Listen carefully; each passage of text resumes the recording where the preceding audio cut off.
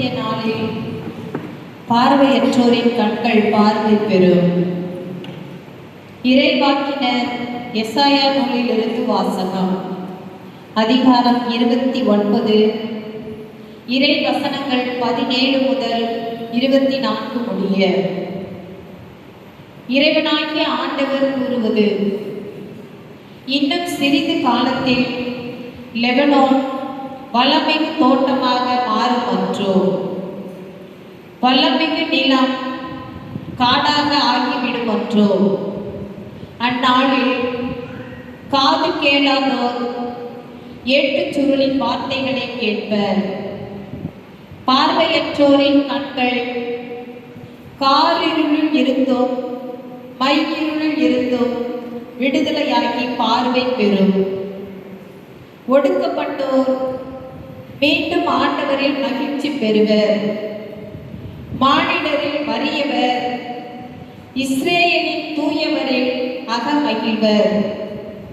கொடியோர் இல்லாதொழிவர், இகழ்வோர் இல்லாமற் போவர்.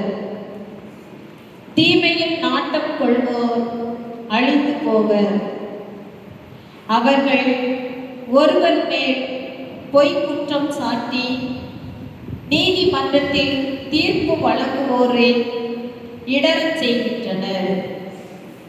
பொய் புனைந்து நேர்மையாளரின் வழக்கை புரட்டுகின்றனர். ஆதலால் ஆபிரகாமை மீட்ட ஆண்டவர் யாக்கோபு வீட்டாரை பற்றி கூறுவது: இனி யாக்கோபு மானக்கேடு அடைவதில்லை, அவன் முகம் இனி வெளிரி போவதும் இல்லை.